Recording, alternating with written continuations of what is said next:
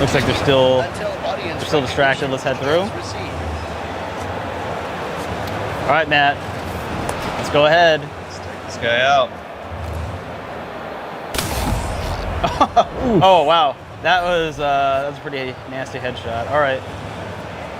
What do we got here? What do we got here? Oh, see, we got the Golden Shroud display key. That's exactly what we were looking for. Nice. And she had some armor. Why don't we take a look at this tomb, though? This is the actual casket of the matriarch, so an extremely important figure.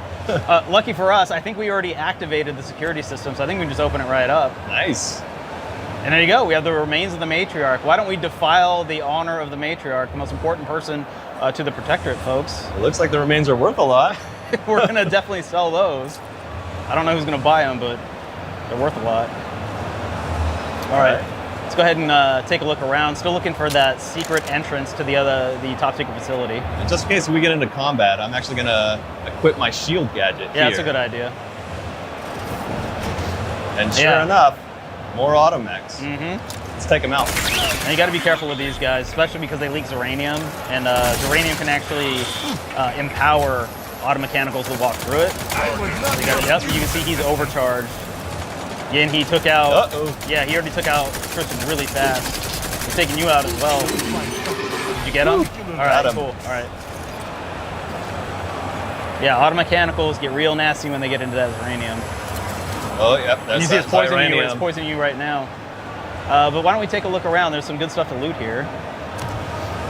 Oh, that looks sick. All right, so we unlocked that with lockpick. Yeah, now that's a pretty nice looking weapon. Let's use that later. We grabbed a helmet. Again, I'm sure a priceless Protectorate artifact. It's over here. That looks like a pitchball card or a tossball card. Nice. So these are pretty cool. You can actually collect these, and if you collect enough of them, you get a cool reward later on if you find the quest. It looks like that one gave me some extra health too. Yeah, I think you're gonna need that. I've seen how you play. All right, why don't we go get that Golden Shroud, though? All right. But looting, of course, first, obviously. I don't know why we didn't think of that. So yeah, here's the Golden Shroud, and we have the key. Let's open it up. All right. Now, go ahead and loot it, and then let's take a look at that. Yeah, this one's actually really cool. It gives you damage resistance. That actually scales with your speech, but it'll cost you bits each time you take damage. So it's costly, but it can be really effective. Yeah? Pretty good for a Monarch. I think pretty good for a Monarch. They can afford it. All right, let's look for that secret exit. Right. Well, let's loot stuff first. More loot. Oh, look, right there. Oh, yeah. You see the observation eye. Yeah, so that little element there is telling you you have an observation check. There's something hidden. Because of your observation skill, you're able to find it. So that looks like the secret entrance to the top secret facility. Nice. All right, so here you can see, again, some of those more lore-based museum elements. You see some of the murals. You see some vignettes that are set up. Why don't we actually take a look at one of those vignettes? For my next gift, I bestow upon you the pinnacle of automechanical design, far superior to all automechanicals that came before.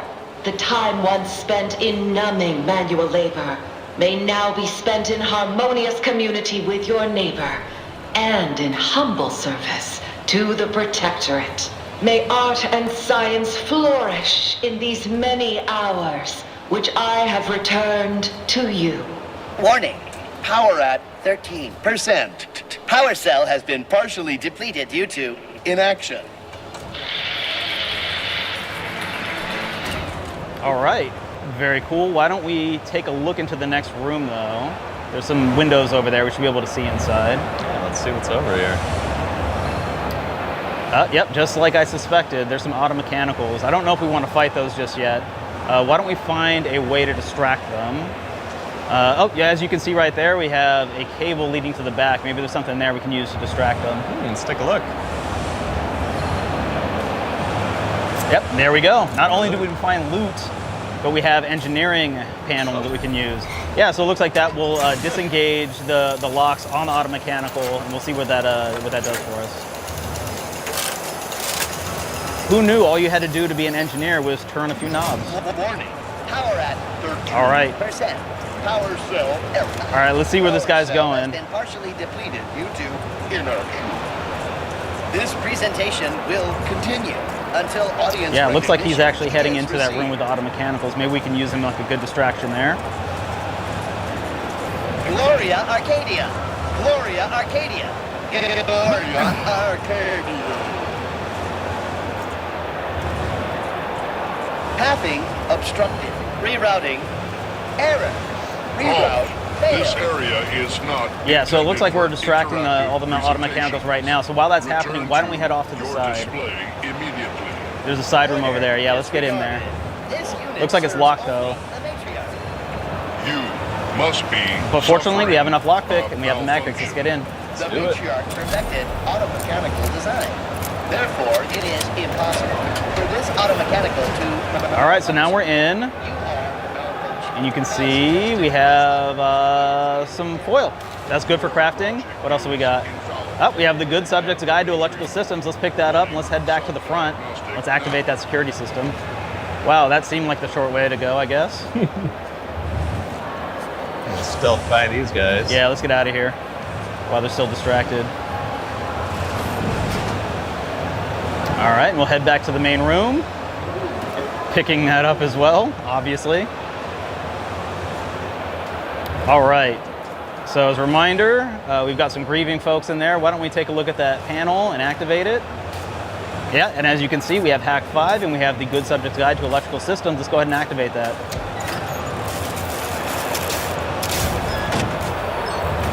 Excellent.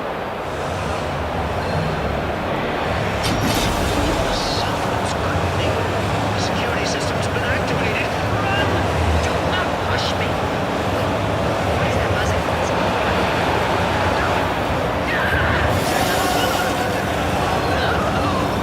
And that, my friends, is why you always listen to your docents. Yeah, that's bad for them. But why don't we go down there and make his day a little bit worse? Guaranteed he has something nice for us. So real quickly, we're going to be heading into the Tomb of the Matriarch. So the reason you're going into the Tomb of the Matriarch is you're actually trying to get into a high security facility elsewhere on Praetor, the world that you're on right now. There's a secret entrance in the Tomb of the Matriarch itself. So we're heading into the tomb. The tomb is a pretty interesting place. Not only is it the resting place for the Matriarch, kind of like a god figure for the Protectorate, but it's also kind of almost like a museum. You get a lot of really cool lore elements in there as well. So we're going to see a lot of that as we play through. Yep, so you can see there it's guarded pretty heavily. Matt's going to have to go ahead and take these guys out. Now I'm going to use this stealth grass to get kind of a strike of opportunity. I'm hidden in the shadows right now, and one thing I'm going to do is I'm actually going to equip my tactical time dilation gadget. So in the Outer Worlds 2, you have a number of different gadgets you can play with. This is actually a returning favorite from the first game where you can slow down time. I'm going to do a stealth attack on this guy, and then I'm going to go to town. Oh, oh well, he's missing his head. All right, Let's see if we can get in there. one of Matt's favorites. Are you going to be able to shoot it? All right, he had to slow down time to shoot it though, folks. That's what it's there for. And you can see Tristan's jumping right in there as well. You can take on that melee guy. Okay, okay. Yeah, well, you missed that. Let's take this guy out. All right. Give Niles Yeah. a little bit of help. Yeah. You might want to take out some of the cover too. So something here is we have destructible cover. Taking this stuff out and destroying it means that our Very enemies helpful. cannot use that as cover spots. Take this guy's out. Yeah, so there you go. So you can see right there, Nice, you're able and to I knock can him out of clear him cover. Just get some free shots on him that way. One guy over here. All right. And that's all cleaned up. Let's go loot the bodies and we'll head inside the tomb. Gotta get that loot. Gotta get the loot. Truly gotta get the loot. Oh yeah. All right, let's head on in. All right, so here's the Tomb of the Matriarch. Beautiful. You can see here the first thing we see is the Golden Shroud. So the Golden Shroud is a piece of armor that the Sovereigns wear in the Arcadia colony. So this one's under lock and key. But it looks like if we can find the Golden Shroud key, display key, excuse me, we can go and pick that up. So we'll go look for that as we head around the facility looking for the entrance to the other high security facility. Whoa, to have the matriarch taken from us before her time. Actually, the matriarch passed at the impressive and venerable age of 90, establishing Arcadia's precedent for longevity. 90? So young! Imagine what glorious inventions she could have conceived of with only a handful more years. All right, so there we can see we have a docent, we have a sentinel that's mourning the matriarch. Looks like we have a panel over there. Why don't we put on our N-ray scanner and take a look through the walls real quick? Oh yeah, that's another really cool gadget we've got. Yeah, so the N-ray scanner is pretty cool. Yeah, so you can see through the walls, so you can actually see some of the wiring that's going on. It makes it really nice when you want to see how everything is connected. So there you can see that panel looks like it's controlling the security system for the tomb room. So I bet you if we interact with that, we can maybe interact with the security system. Yeah, so unfortunately, the way to actually interact with it right now, Hack 9, is a little too high for us. But we do have Hack 5. But to use that, we're also going to need the Good Subject's Guide to Electrical Systems. So again, I'm sure that's somewhere in the facility. So why don't we go take a look for that, and then we can head back over here and activate it and see how that works. Let's see if we can find it. Yeah, I'm sure we can. See, there's plenty of loot. All right, make sure you loot it though. Be a good RPG player. So we actually built out 3 different radio stations, one for each of the major factions. You also have a ton of music. Each station might have, like, I think 20 tracks of unique music that we've made for it. It's a lot of stuff. But the really cool part about this entire thing is that we actually put a lot of reactivity into the radio. So it will respond to the things that are going on around the world that you've been interacting with. So if you go into a location, let's say you solve a problem for the Protectorate folks, if you listen to the Protectorate radio station, they're going to be cheering you on as a hero.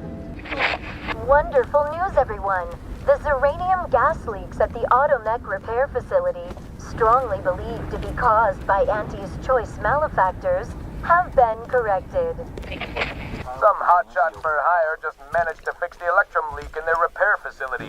Now, I'm not saying we caused it in the first place, but we sure like the idea of all those broken auto mechanicals and all the excessive gasping and choking involved. The factions and companions are great examples of how we're going deeper and more complex this time around. They're integrated into the game's storyline much more than we did on the first Outer Worlds, and like with everything else in the game, they have a lot more reactivity. There are 6 companions in the Outer Worlds too. As usual, each has their own quest lines, but this time they are also connected to a different faction and have character arcs that the player can affect through their choices. Your first companion is Niles.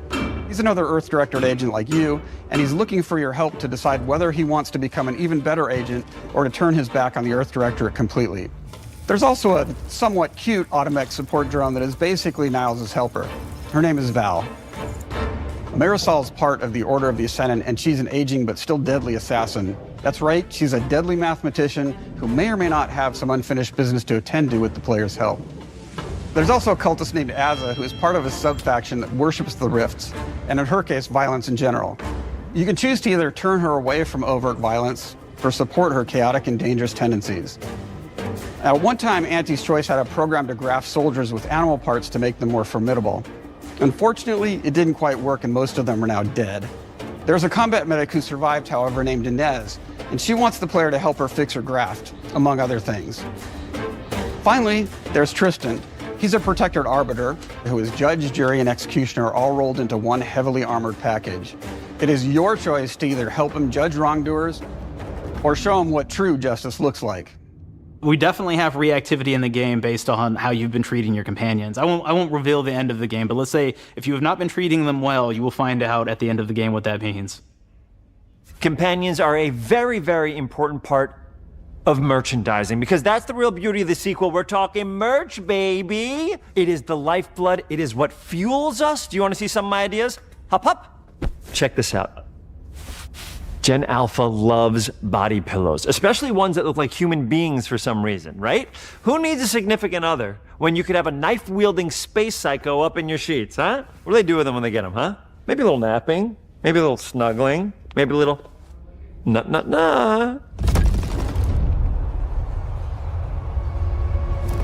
The The visuals of the first Outer Worlds depicted a frontier colony in space. The Outer Worlds 2 is driven by an invasion of the Arcadia colony system by Anti's choice, which shifts the visuals to be more reminiscent of a World War I-like setting in space. That evolution is seen across all aspects of the game, starting with the factions. How do you militarize everything, including extreme capitalists or math-crazed scientists? In a World War I setting, war comes with propaganda.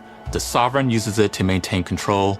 Anti's choice uses it to help their bottom line. The Order just wants to show how it exists within the grand plan. We want players to feel like Arcadia is a living, breathing place scarred by a long-standing war.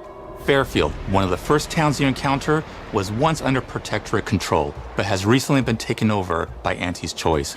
They don't just occupy the town, they rebrand it with their signature style, repainting buildings, posting guards, and adding propaganda-based holograms featuring Anti and the Moon Man.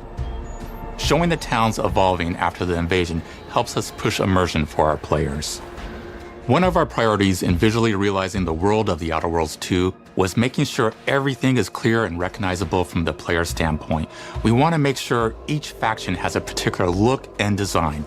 So when the player is running across these vast, different environments and landscapes, they're recognizing the motifs and visuals of who they're talking to, what they're going to be talking about, and how that progresses throughout the story.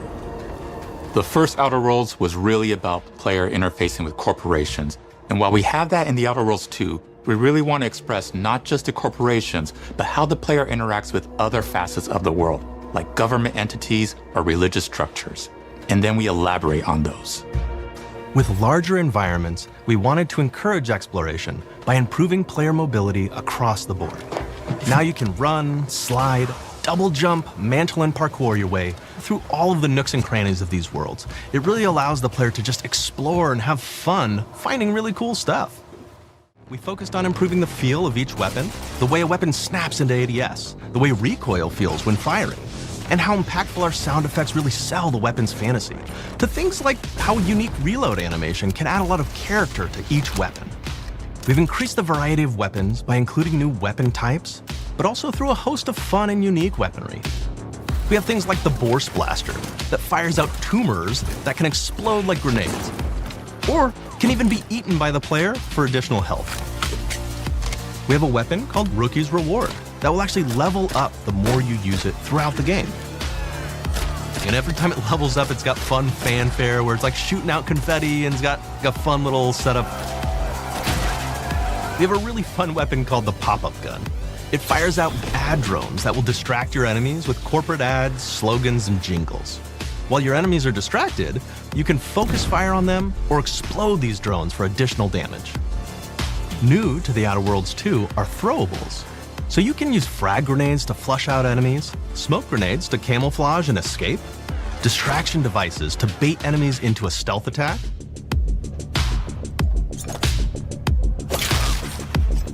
and even science grenades that will levitate enemies, allowing you to fire upon them while they float helplessly.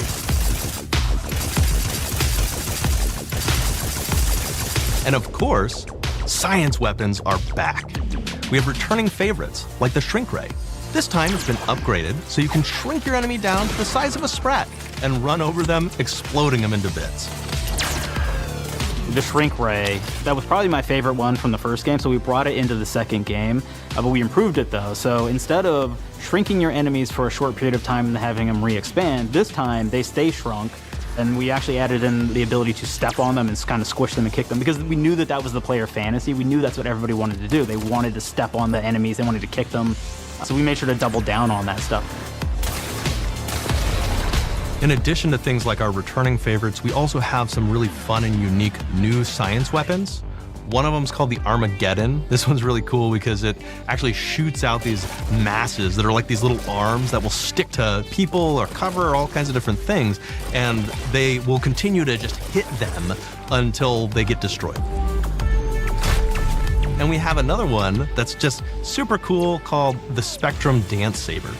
This is a melee weapon that actually lets you attack to a musical beat.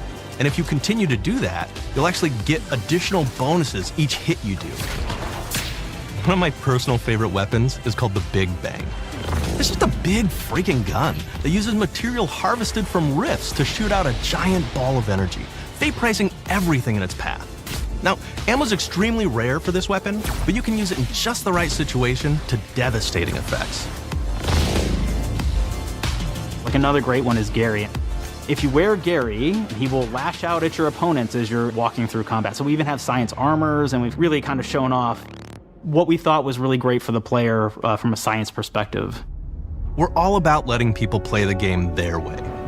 There are some players who prefer to be immersed in a first-person view, taking in all of the details. But there are others who really prefer to take the world in from a third-person perspective. Why not allow both? Well, now you can swap between the two, letting you enjoy the experience in whatever way you like. One of the things I really like about having the third-person mode is being able to see all of the fun and unique armors and armor combinations and weapons that you can equip your player with. All of the actions that you could do in first person, so you're double jumping around, you get to see your character in that way, and you get to take in the world and see things in a different light.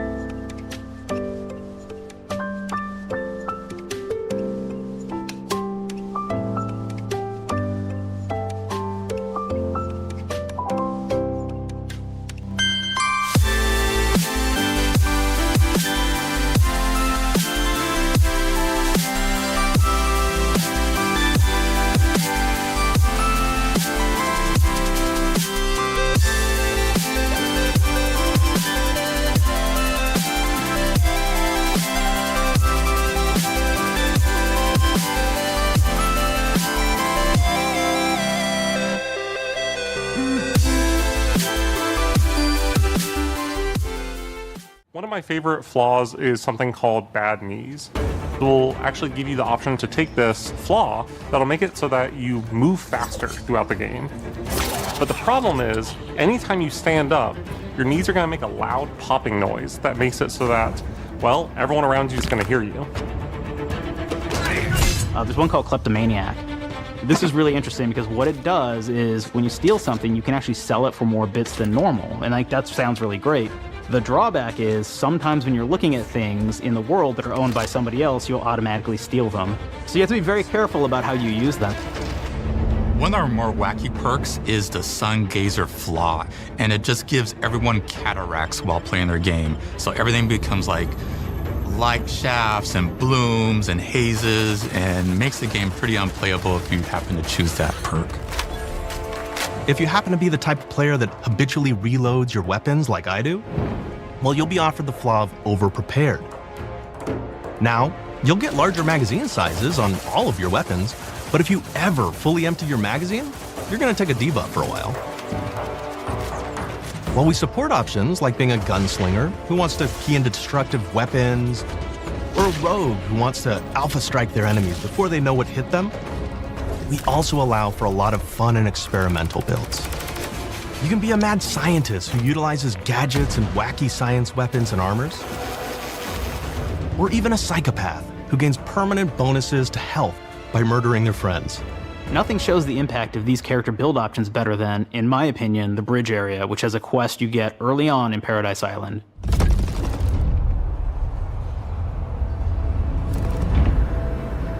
Not only do you kind of encounter this very early, and it's a very core one to the story, but it really expresses our philosophy of allowing the player to solve problems in a bunch of ways. So you may solve it by, speech options. You may talk to them and maybe have to go do a quest for them and really kind of prove that you're a friend of the Protectorate to get by. I may have need of your help, stranger, if you are ready to seize an opportunity to show fealty to the Protectorate.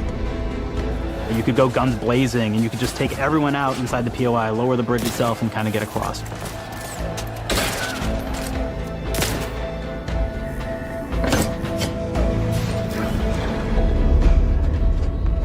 You could sneak in, lower the bridge, and then actually sneak in under the bridge to get over to the other side.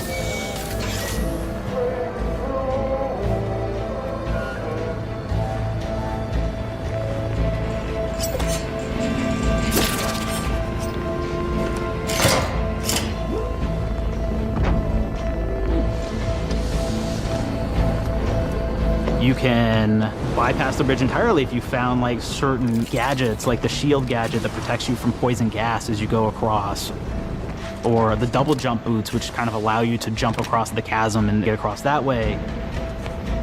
There's even a really kind of messed up way, right? Which is players can actually sacrifice one of their companions. The companion who they just found is part of. We're no different than the Breeze if we start tossing our own to the raps. I sure as law ain't gonna follow someone who can't see the wrong in it. I must admit I'm surprised we could come to an understanding. But I thank you for your loyalty, stranger. As promised, you shall have clearance to cross this bridge. It's such a fun quest, but again, it really showcases that we want you to be able to solve this in whatever way you want to. When you build your character your way, we're there for you. We really want you to have the experience that you want to have out of this.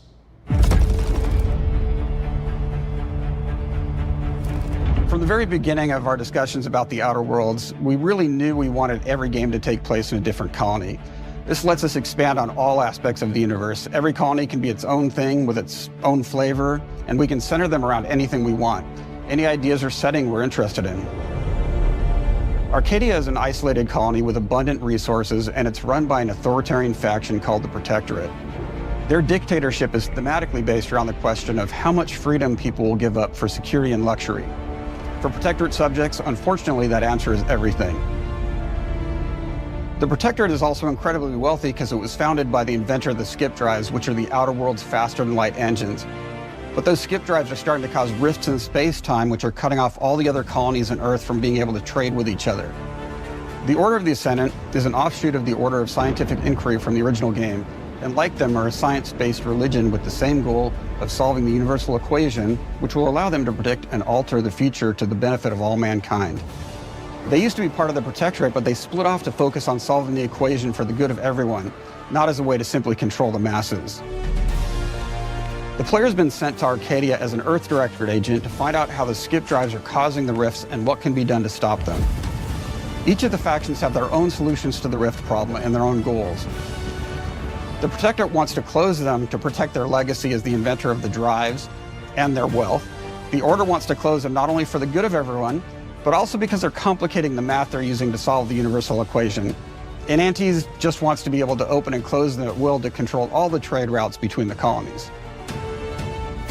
In addition to expanding the themes and lore of the Outer Worlds, we're also expanding the humor, so each faction has its own flavor of absurdity. Anti's Choice is a merger between Anti-Cleo and Spacer's Choice from the original game, and there are corporate representatives in the Outer Worlds too. They've invaded Arcadia to liberate their resources for all of humanity, at a profit, of course. One of my favorite things from Fallout New Vegas is the radio system. It was just iconic for me, and I wanted to make sure that the Outer Worlds 2 had that. We've also put a lot of investment into skills and traits that impact things like combat, conversations, and areas that we call RPG interactions, which are the part of the world where players can use their specific skills, perks, and backgrounds to solve problems in unique ways in our new, bigger worlds.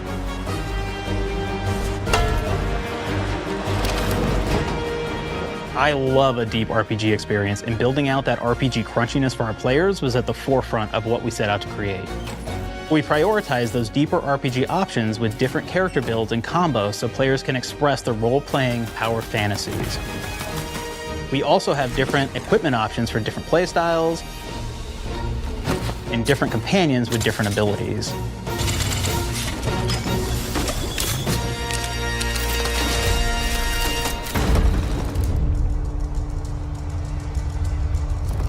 In the first Outer Worlds, you start off as the Stranger, which was basically a blank slate to build on top of with various attribute points that would begin to define your personal experience in the game.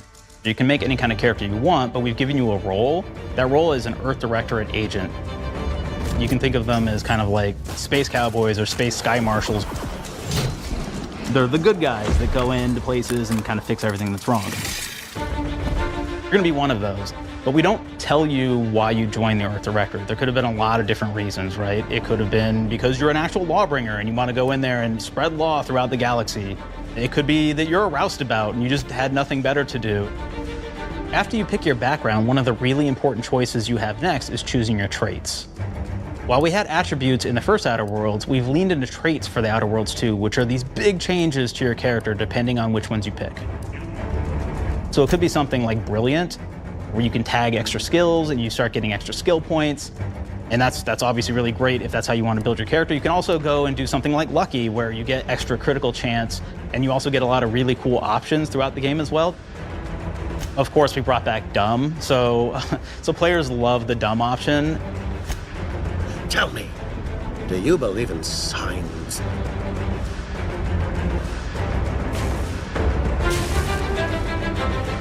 Not quite what I meant, but I like your contempt for boundaries. I could put your adventurous spirit to good use. You get like lots of really cool, fun conversation options in the game, but we took that even further. And again, there's lots of elements in the game where you can be dumb and use that for something. Could be something as simple as banging on a machine to get it to work.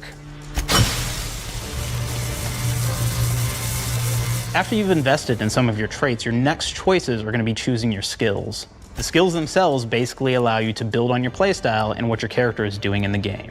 That will be everything from playing stealthily to speccing for an explosive specialty.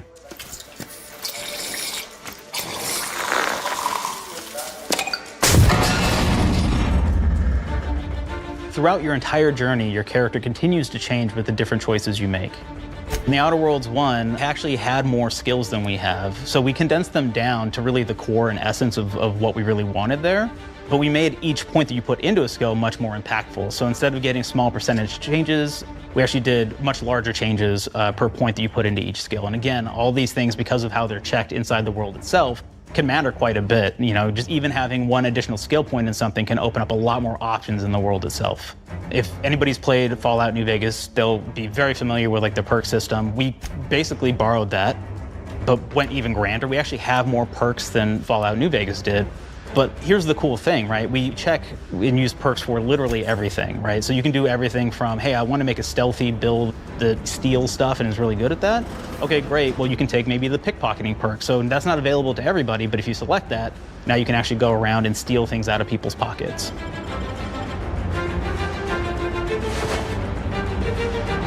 There's another perk called heavy-handed, right? Where say you're a melee person, what this does is now your power attacks that you use actually knock people down. Oh man, I really like the serial killer perk. As you start killing people, they will drop hearts. And you can take those hearts, and essentially you're taking these trophies, you could say, and it's actually giving you a permanent health bonus every time you do it. We have this perk called Assassin. Now, this is an early game perk that you can take, which every time you stealth attack an enemy, you're actually going to get a movement bonus for a certain amount of time.